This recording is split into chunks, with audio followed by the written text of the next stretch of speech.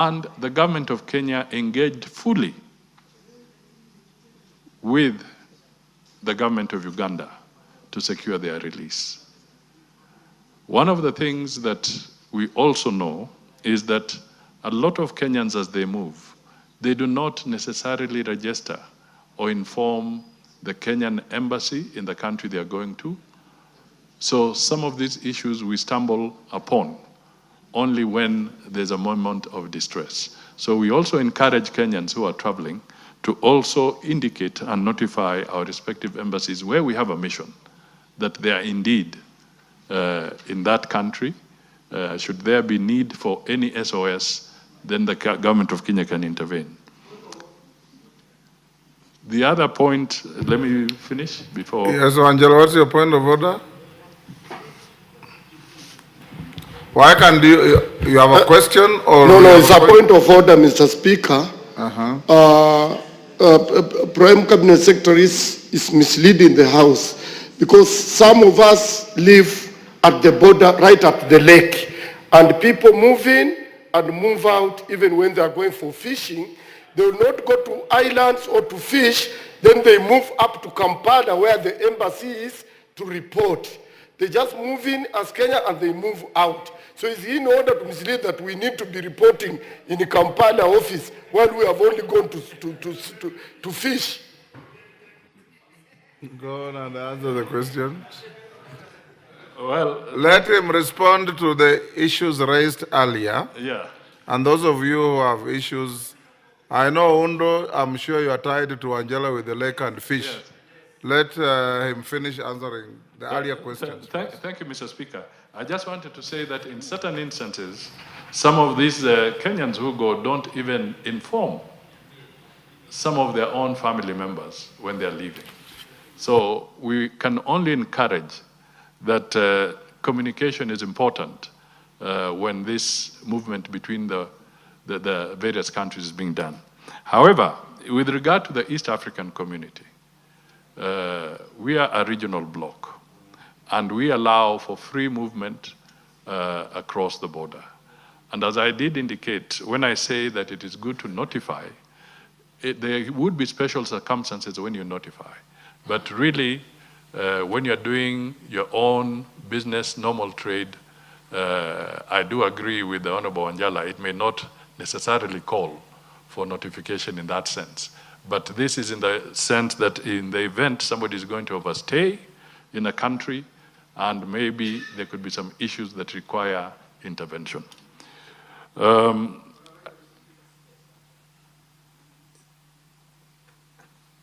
Yes. The other thing that, Mr. Speaker, I would want to pick up is the issue of Russia. I just want to point out that, again, we are pursuing, working both with the Russian government. Our ambassador in Moscow, Mathuki, is seized with this matter.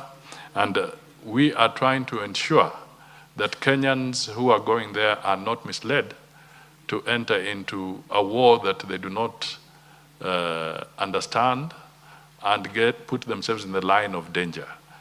We have also engaged, in fact, President Ruto has even engaged with Zelensky for some of the Kenyans who were arrested or caught in this particular act of conflict and now are prisoners of war. So the government of Kenya is in negotiations to try and secure the release of some of these Kenyans who went to these front lines. We have since also advised that Kenyans should be very careful so that they don't fall into the trap of being lured into a situation which can be dangerous for them. Mr. Speaker,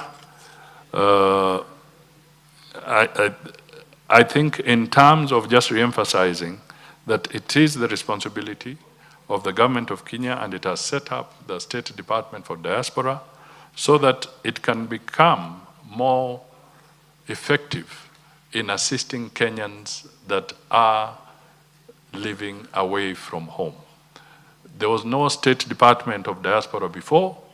This is the first time, this is the first government that has set it up, and I can assure you, Mr. Speaker, that the State Department is working day and night. They have a 24-hour call center to track and deal with any distress cases that come in from Kenyans in different parts of the country.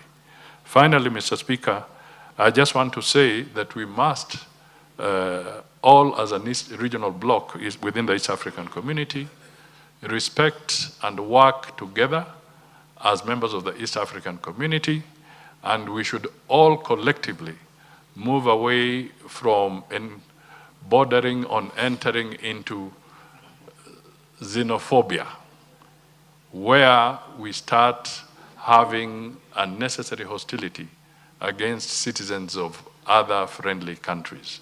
It's all our duty, and it's also the duty of the East African community member states to make sure that we do not fall into a xenophobic situation.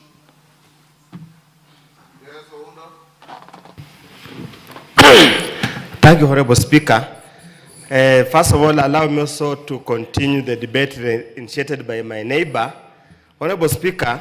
This is question time, it's not debate time. Fine, just to present the same question, yes, that to the Cabinet Secretary, Prime Cabinet Secretary, on the issue of families that strayed across the borders. What efforts is the government doing to ensure that other countries, friendly countries, neighboring countries, accord them the same treatment that we do when they cross over to this part of the country? Secondly, Prime Cabinet Secretary, through you, Speaker, there has been a lot of cases where foreigners seeking refugees in Kenya, running away from persecution or prosecution from their country, are abducted in this country and taken back to their country for prosecution without following proper process of extradition. What efforts, what measures the government doing to stop that unfriendly and unacceptable behavior? Thank you. Yes, Russell. Thank you very much, Honorable Speaker. PCS, the issue of customs union, common market, and also the East African Charter. A Kenyan who moves to Uganda, Tanzania, Burundi, Rwanda, I believe he or she feels that they are still within Kenya, because those charters bind all the East Africans. When we see some of the responses you are giving on the media in recent days, it is as if we are operating on different laws. Then if that is the case, then it simply means that the East African Charter that binds all of us is not working.